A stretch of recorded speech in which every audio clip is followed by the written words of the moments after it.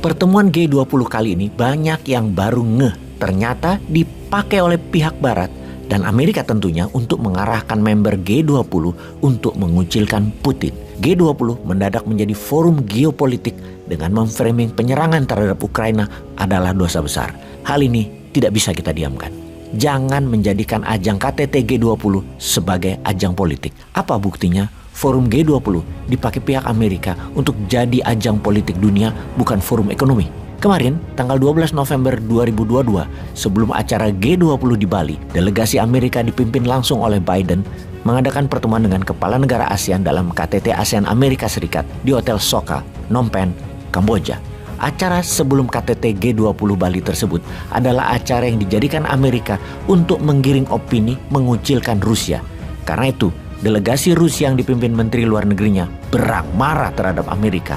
Menlu Rusia, Sergei Lavrov, yang memimpin delegasi Rusia dalam pertemuan internasional KTT G20 yang juga hadir di Phnom Penh, mengatakan pihak Barat mencoba memiliterisasi Asia Tenggara untuk menahan kepentingan Rusia dan Tiongkok di kawasan Asia Tenggara. Pernyataan ini menjadi tahapan baru konfrontasi Rusia dan Barat dalam pertemuan G20 di Bali.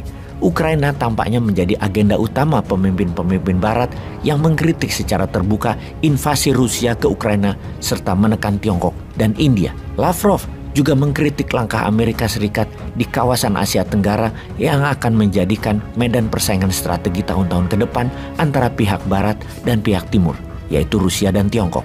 Untuk itu, Amerika dan sekutu-sekutu NATO mencoba menjadi tuan di ruang KTT ASEAN dan G20, kata Lavrov. Padahal baik Amerika maupun Rusia bukan anggota ASEAN, tapi beberapa pemimpin dunia menghadiri pertemuan perkumpulan 10 negara itu menjelang pertemuan G20 di Bali. Ini akan menjadi biang masalah di G20 tentunya. Dalam dua bentrokan hegemoni Barat dan Timur, pihak Moskow menggambarkan Rusia Tiongkok sebagai pemimpin perlawanan global versus dominasi Amerika Serikat dan Barat di panggung internasional.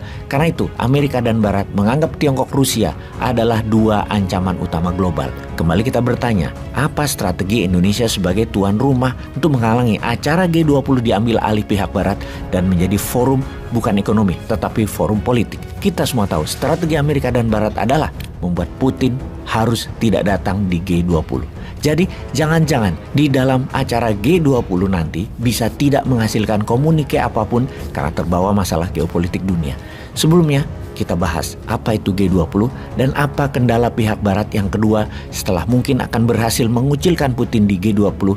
Namun, masalah kedua ini tidak mudah untuk Amerika taklukkan, yaitu petro yuan antara Saudi dan Tiongkok. Strategi pertama pihak Amerika untuk mengambil kendali KTT G20 adalah dengan tidak menghadirkan Putin.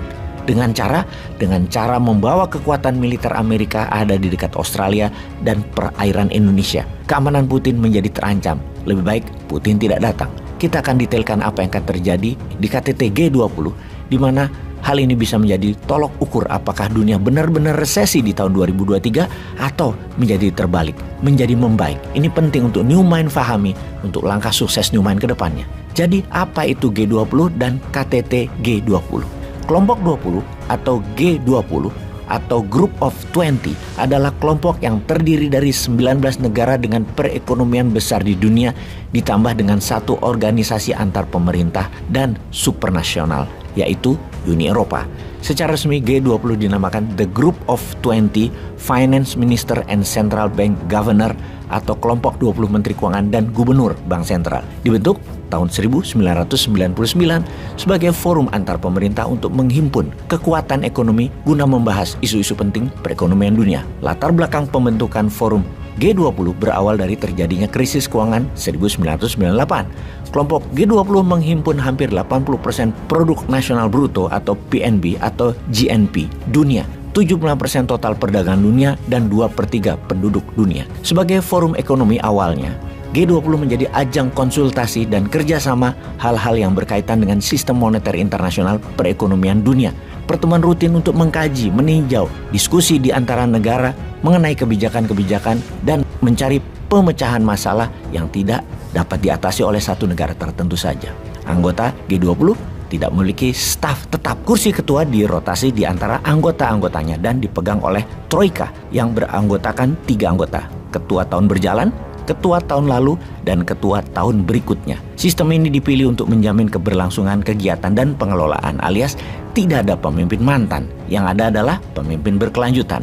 KTT G20 adalah pertemuan kepala negara antar negara-negara G20 yang diselenggarakan pertama kalinya di tahun 2008 untuk merespon krisis finansial tahun 2007 hingga tahun 2010. KTT G20 tingkat kepala negara diselenggarakan sebagai tambahan pertemuan Menteri Keuangan dan Gubernur Bank Sentral. G20 pertama kali diadakan di Washington DC pada tahun 2008. Pertemuan KTT G20 ke-17 diselenggarakan di Nusa Dua Bali mengusung tema Recover Together, Recover Stronger yang akan berdiskusi mengenai dunia pasca pandemi COVID-19 serta berbagai krisis yang menjadi efek invasi Ukraina oleh Rusia pada Februari 2022 lalu. Indonesia akan mendapat jatah lagi diperkirakan 20 tahun dari sekarang, yaitu di tahun 2042, di mana saat itu Indonesia Emas 2045 sudah akan tercapai.